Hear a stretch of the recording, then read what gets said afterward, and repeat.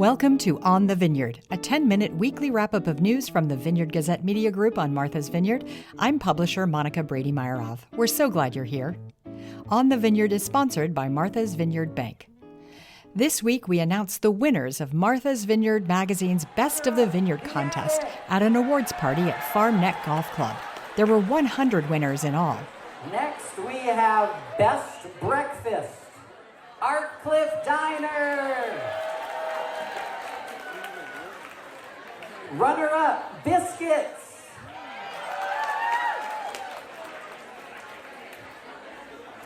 Next, we have Best Breakfast Sandwich. This is their 10th time winning this award, 7A Food.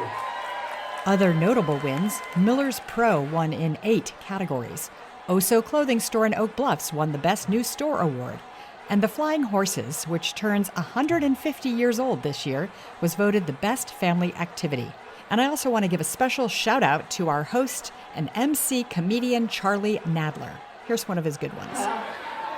I'm 41 years old. I just started playing pickleball, so I look forward to my next birthday when I turn 82 years old. Congratulations to all the winners. Coming up, the impact ticks are having on the island. While this is a problem, people are trying to keep a healthy balance between giving people the information that they need to stay safe around ticks and not creating so much fear that the island economy and the island community in general just descends into that feeling of hopelessness. More on that story in a moment. June kicked off the first Friday events in Vineyard Haven. It's a free outdoor community event with art, food trucks, and music on Owen Park Beach on the first Friday of every month. And last Friday night, it was a beautiful night to be there.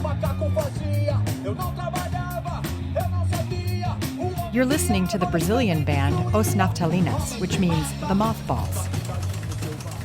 That's the sound of the historic press in the Vineyard Gazette offices in Edgartown printing the paper. And that means it's time to go upstairs to the newsroom and check in with Bill Evell, the editor-in-chief, and the reporters on this week's news.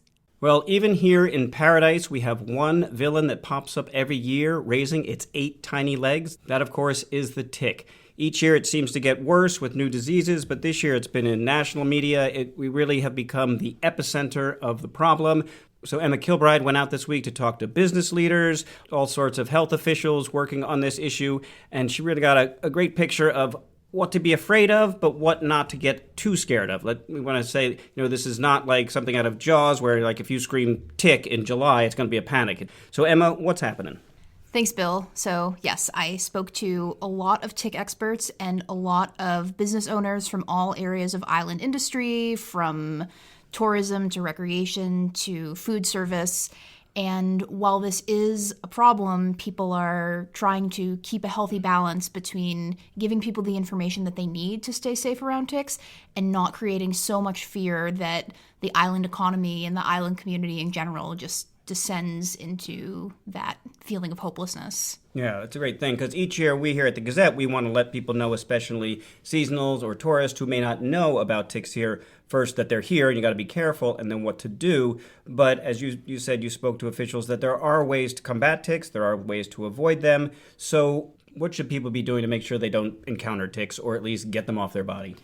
So the best thing that people can do is tick bite prevention, which is treating your clothing with permethrin, which is a synthetic tick repellent, tucking your pants into your socks, staying on paved paths or cleared paths when you're in the woods, checking yourself for ticks.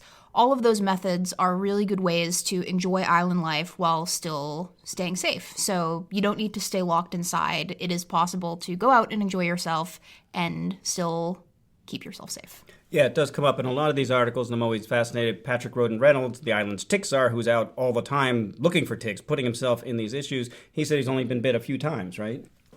Yeah, I mean, he chases ticks for a living, and he's only been bitten twice over the past 5 years. So if he can do it, other people can do it too, and still enjoy everything the island has to offer. And businesses and different leaders on the island are trying to figure out new ways to get this information to people, again, without completely freaking them out. Yeah, because we don't want to make light of this. It is a real issue. A ton of people on the island are dealing with Lyme disease, and then alpha-gal just keeps going crazy. So found in your article was really interesting. So many of the restaurateurs and chefs are really taking that seriously to help people first change the menus, but also so they don't have to feel uncomfortable ordering stuff. Yeah, I mean, it's a hard thing because every restaurant operates differently, and every restaurant has to figure out how to keep customers safe and also how they can manage customers' expectations about how safe they can be eating out and what their options are. But what I've heard from restaurateurs around the island that I've spoken to is that labeling is a great thing. Taking basic measures to avoid cross-contamination by cleaning your kitchen, having separate pans for people who have alpha-gal, And a reminder for listeners, alpha-gal, that is an immediate allergy to meat products and sometimes dairy, and it can vary depending on the person affected. Yes, so for restaurants that cook with a lot of butter and a lot of cheese, that can be very hard to work around. But I spoke to a lot of folks who have managed to work around it. For example, Ben DeForest, the chef at Red Cat Kitchen, has switched out buttermilk in his fried chicken recipe for Dijon mustard. And he's also managed to pull off a clam chowder that has no dairy in it, if you can believe that. So people are coming up with ideas, and they're figuring out ways to keep the community both safe and fed. Yeah, and just the fact that all these chefs are doing this points again to the severity of this issue. It really is a big-time thing to think about when you're here on the island, and avoid the tall grass and always keep checking yourself. Thanks so much, Emma. Thank you. You can read more on these stories and all the news for free at vineyardgazette.com. The Old Sculpin Gallery is showing the art of 3 of the island's graduating high school seniors. The students are the recipients of college scholarship money from the Martha's Vineyard Art Association. I always love to see what these talented high schoolers create. If you haven't read Peter Wells's Chappie Town column this week, you really should. It's a goodbye love letter to operating the Chappie Ferry. He shares fond memories and stories. There's also a great story this week on the 50th anniversary of the Martha's Vineyard Shellfish Group. Fishing and shellfishing have been such an important part of the island's identity, even though it's no longer a big driver of the economy. But Jimmy Morgan remembers when it was. He was a Menemsha fisherman who spent decades sword fishing, dragging for smaller fish, or shellfishing in island ponds.